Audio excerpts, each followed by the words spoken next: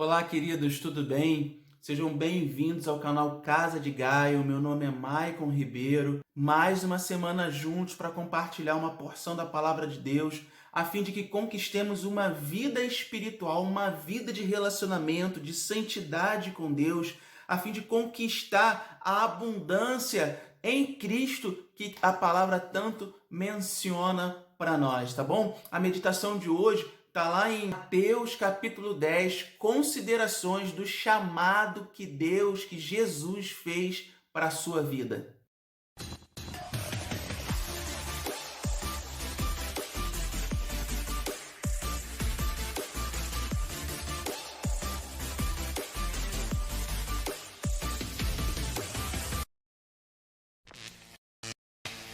O capítulo 10 de Mateus, ele começa citando o nome dos 12 discípulos que Jesus chamou para estar com ele e logo após ele narra como ele os enviou para proclamar as boas novas do Evangelho. Tá? Ele já tinha começado o seu ministério, muitas pessoas já estavam ouvindo a Jesus. Na verdade, uma multidão estava perto de Jesus procurando saber quem que ele era de verdade. É nesse contexto que acontece o chamado e os envios dos discípulos. Tendo base o capítulo 10 de Mateus, a gente pode fazer 3 considerações a respeito do chamado de Jesus Cristo para os seus discípulos. Em primeiro lugar, a equipe de Jesus era formada por homens comuns, tá?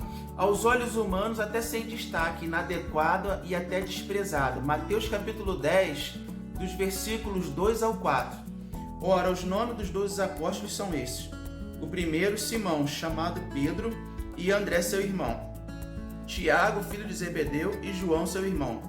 Filipe e Bartolomeu. Tomé e Mateus, o publicano. Tiago, filho de Alfeu, apelidado de Tadeu. Simão Zelote e Judas Iscariote, aquele que o traiu. Quando nós vamos formar uma equipe, seja para o que for, a nossa tendência é escolher os mais capacitados, tá? Os mais fortes, os vencedores, os mais inteligentes, os mais ricos, os mais capacitados, os mais carismáticos. Tá? Jesus não seguiu essa lógica. Jesus ele sai para chamar os seus discípulos e ele chama pessoas como Pedro, um pescador simples, semi-analfabeto e explosivo. Ele chama pessoas como Tomé, que era difícil, tinha um coração fechado para crer. Simão, o Zelote. Os Zelotes eram de uma seita muito radical, que defendiam guerrilha contra Roma. E o detalhe é que os Zelotes tinham repugnância específica sobre os cobradores de impostos, que exploravam o povo com altos tributos. E o curioso é que na equipe de Jesus tinha Mateus, um ex-cobrador de impostos do Império Romano. A equipe de Jesus não foi formada pelos mais reconhecidos ou capazes. Era formada de pessoas comuns, cheias de defeito como eu e você. Mas apesar disso tudo, a caminhada com Jesus fez desses homens extraordinários que mudaram o mundo.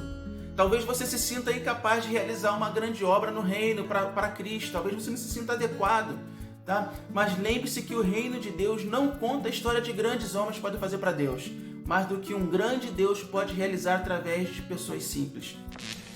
Em segundo lugar, o chamado de Jesus implica movimento, implica sair da zona de conforto. Mateus 10, dos versículos 5 a 8. Jesus enviou esses 12 e lhes ordenou, dizendo: Não ireis pelos caminhos dos gentios, nem entrareis nas cidades samaritanas, mas ide ante as ovelhas perdidas da casa de Israel, e indo, pregai dizendo: É chegado o reino dos céus. Curai os enfermos, limpai os leprosos, ressuscitai os mortos, expulsai os demônios, de graça recebeis, e de graça dai. Você pode perceber quanta vida, quanto movimento tem no chamado de Jesus para a sua vida? Eu quero te mostrar a ênfase de Jesus em ir. Não ireis por esse caminho. Depois ele afirmou: mas ide antes as ovelhas perdidas da casa de meu pai. E ele ainda falou assim: e indo, pregai dizendo: é chegai o reino dos céus. A vida cristã não se parece em nada com uma pessoa sentada, acomodada, estática e acomodada. Tá? A vida cristã implica em movimento. Segue-me, andai na luz, sabe? Ide por todo mundo, curai, pregai. A vida cristã não é estática. Olha que bênção. Às vezes a gente fica pedindo, Senhor, faz um milagre, Senhor, opera na minha vida, faz aquilo, traz isso. Queridos, não é bem assim. Se fosse assim, todos os cristãos teriam todos os seus pedidos realizados. A vida cristã e o Senhor Jesus, ele não é uma loteria que você pede e acaba caindo, não é mágica. Deus não... Geralmente,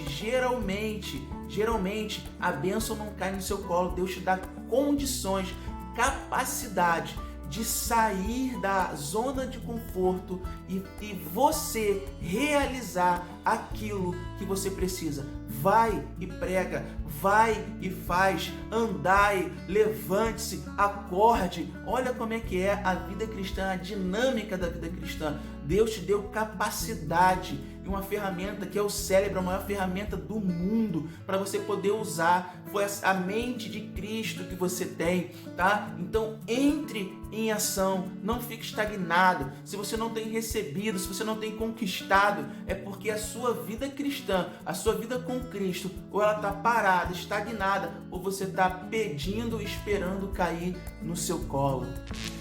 E a terceira coisa, Jesus esclarece os perigos da viagem e garante sustento em meio às perseguições. Em Mateus capítulo 10, versículo 16, Jesus diz assim: eis que vos envio como ovelha ao meio de lobos, portanto sejam prudentes como a serpente e simples como as pombas.